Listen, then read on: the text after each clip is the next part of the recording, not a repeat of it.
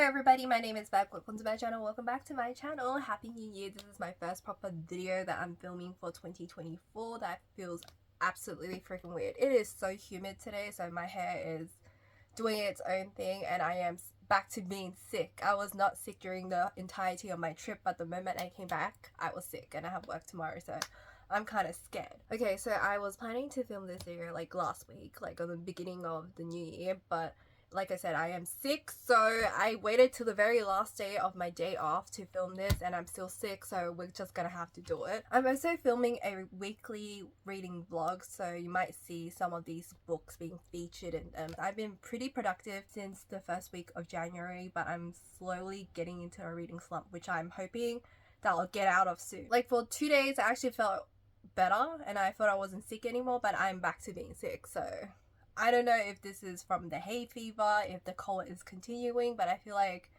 2023 has really me down in terms of my illnesses. Before I begin with the books, I just want to say this year's reading goal is 200 books. Last year I did set to 300, but then I changed jobs and it was impossible, so I had to switch it back to 200, and I ended up reading 207 books anyway, so I had a little bit of extra. One of these days hopefully I can hit 300, but it's not possible at the moment. So how do you manage to read so many books? I have a Kindle, which makes it so much more easier than reading an actual physical book, and it is possible with a Kindle, and if you listen to audiobooks, like 200 books is actually pretty feasible. And I rarely see my friends, and I use all my free time to really like read, or I go and use my money to spend it on food and sometimes makeup, so that's what I do. Anyway, without further ado, the very first book that I really want to read is Check and Mate by Ali Hazelwood, and guess what? This was the very first book I actually managed to finish in 2024. And if you'd like to listen to my review and my thoughts about it, you can check out my Goodreads, or you can watch my weekly reading vlog. Was I meant to read this book last year in December? Yes, but did I manage to finish it anyway? Yes! This is Ali Hazelwood's first YA contemporary romance between chess rivals, and this was very cute, and like I said, it's YA. Not really my cup of tea, but did I enjoy it for what it was? Yes. And before I continue, I just like to say these, I love them, but I need to chop them off because like I said, I have work tomorrow and this is going to be a pain to take off. I don't know about you guys, but I can't type with these on. I'm not used to having long nails, but since I was on vacation for like 2 months, I was indulging myself with this. I can't even do laundry with this. But it's so pretty. Anyway, at least I think it's pretty. Moving on, another Ali Hazelwood book that I would like to read is Love Theoretically.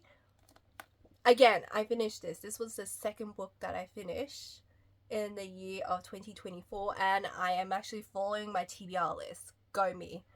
Very productive. For the most part, I did like it, but the more I think about the book, the more I have questions raised about it. I've read every single Ali Hazelwood's book so far. I'm really wanting to read the werewolf book that's coming out next month. But yeah, so far out of The Love Hypothesis, Love on the Brain, Loathe to Love You, I would say this one would be second. I think I like The Love Hypothesis. I will rank that as 1, and then this one would be second. Love on the Brain was kind of like a remix of the first book, and Loathe to Love You was just like novellas, which was okay, but it felt like kind of the same thing over and over again, but this was slightly different. So for the most part, I did enjoy it.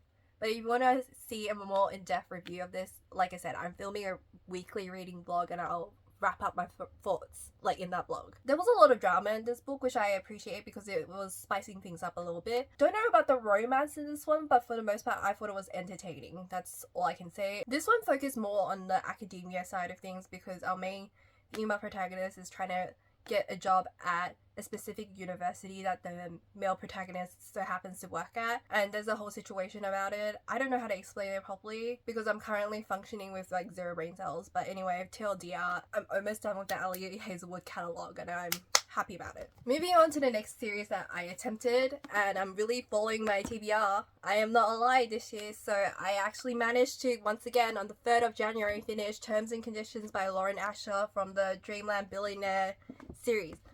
If you've been following me since the beginning of time, you know I've been struggling with reading this, even though I want to reread it, and now I have finished it. Dare I say, not my most favorite. Maybe I've anticipated all this time for it to happen, but this is an age gap romance between the boss and the secretary or assistant. There were moments where I laughed out loud and I thought it was funny, but it felt like a kind of like a repeat of the first book, which is the fine print, which I did not like. Again, this is my personal opinion, please do not come for me, and once again, I will be more in depth in my weekly readings wrap up vlog that I'm going to try to film. But TLDR, I did enjoy it, but I didn't love it. And I like this book better than the first book. Once again, it is my personal opinion. I did not like Declan, which is the male protagonist, but I did like Iris. I love her, but I hated Declan, so that's on me, okay? Anyway, I don't know if the purple's showing, but I never thought about this, but I do have purple hair and nails like this. It'll be interesting showing up to work tomorrow and see if I get commented on. I might have to dye it back to black or brown, I don't know. It should be fine. You guys can't tell it's purple, right? But anyway, yeah. Speaking of workplace, I rated it a 3-star out of 5, so it wasn't that bad, but it wasn't my favorite either. Next book that I really want to read is The Final Offer, but once I finish Terms and Conditions, I didn't really want to read The Final Offer, even though I did like this brother the most out of the entire series. So this one is, I think, second chance romance. Now that I've read this one, had a better understanding, because I have not touched the fine print like forever. I read the fine print before Terms and Conditions was even out, so it's been a while, so I was getting confused, but now that I've read it, I know like what is going on with the story. But this is a second chance romance, and I just didn't feel like reading anything after this one. I think this one caused me to be kind of in a reading slump, but eventually sometime this month I might pick it up, but we'll see. I was like, you know what do I want to read next? And what I've been saying that I'll be finishing off last year, but I ended up not. The King of Sin series by Anna Huang. So I did read King of Wrath, and I thought to myself, since as I have King of Pride and King of Greed, out of the 3, I really wanted to read King of Greed, but I'm really scared with the reviews I've been seeing. I think they did a really good job, like, advertising the first and the third book of the series. I look like I'm crying, but I'm not. I'm just, like, sneezing a lot. Anyway, so I didn't know too much about King of Pride, but I know a lot about the first and the third book. So the King of Pride, which I'm currently this way up to, I'm considering DNFing because I'm not vibing too well with it, and it's on me. When I heard it was like Asian rep, and I was like really excited because Kai sounded like the K-drama type, C-drama, J-drama, like Prince Charming, and he has like everything going on for him. And I was like rooting for him, and I also like Isabella, and I was like hoping to love it. But so far, up to here, I'm thinking of just skipping to King of Greed, but I do plan on attempting to finish this. I'm also thinking of dropping this series because I'm just not vibing well. The first book I did like, but I didn't love. This one, I just could not get into it. Please do not come for me. I might change my mind. I'm gonna force myself to finish it, and this one I'm really scared to read, but I heard good and bad things. I told myself I have to finish at least the first 3 books before I drop it. But I already pre-ordered King of Sloth, so we'll see what happens. Speaking of which, of Lauren Asher, I forgot to mention I really want to read Love Redesign, and that's the whole purpose of me trying to like read the whole entire Billionaire Dreamland series, because I really want to read Love Redesign because there's some cameos mentioned and I would like to know a little bit of the background. But I didn't realize that our main female protagonist for Love Redesign is also mentioned in Terms and Conditions. I was not paying attention, and then I was like scrolling through TikTok and somebody like screenshotted that she was actually featured in there. There's some Easter eggs here and there, like I would want to know what they're about. So childhood rivals to lovers, and it's about architecture. So this sounds more interesting than the Dreamland Billionaire series. I'm pretty sure I said it wrong, but that's all the physical books that I like to read. Actually, there's more, but I'm being delusional if I'm being honest. If I'm gonna put, you know what, I'll put them onto a list as well. Chances of me reading these are slim to none, but one can hope and dream, and it's Things We Hide from the Light and Things We Left Behind by Lucy Score. Listen, if I can read Terms and Conditions, and it only took me like a year to finally get around to reading it, and all the other books that I said I've been reading, January is the month to do it, so there might be hopes for these two. I've been saying that I'll read these books. This is small town romance. One of them is second chance romance, and one of them is, I don't know, I feel like one of them is more like an opposite attract again, and one of them is definitely like a second chance romance. This one I'm more interested in, and the packaging is so much better. They are chunky books, but I believe in myself. I still have today off, so I might, who knows what I'll end up reading. So that's basically all the physical books that I like to read in the month of January. If not January, then February. I'm gonna go through my physical DBR this year, and I've been popping off the couple of days. I'm back to a little slump, maybe because I'm sick. Let's just blame it on the sickness. I just want to show you guys my new Kindle case.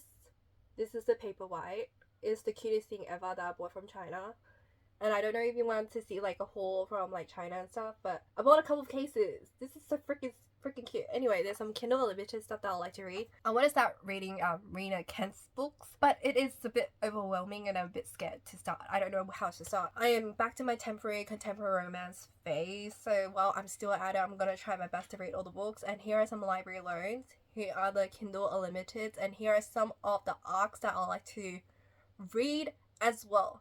I don't remember them on top of my head. I did request some of them before I left on my trip, so that's going to be some. I'm not really in touch with the book community at the moment because I did go on vacation for like 2 months and I did not have access to like Western internet, because if you know anything about China, like a lot of things are blocked there. So I did hear like bits and pieces of some stuff going on. For the most part, I did not catch up with the things that have been happening for the past 2 months, so I missed out on a couple of like limited editions and release dates and whatnot. So if you guys enjoyed this video, please give me a thumbs up, leave a comment down below if you have anything you'd like to say to me, hit the subscribe button for more content and hit the bell for notifications, and I'll see you guys in my next video.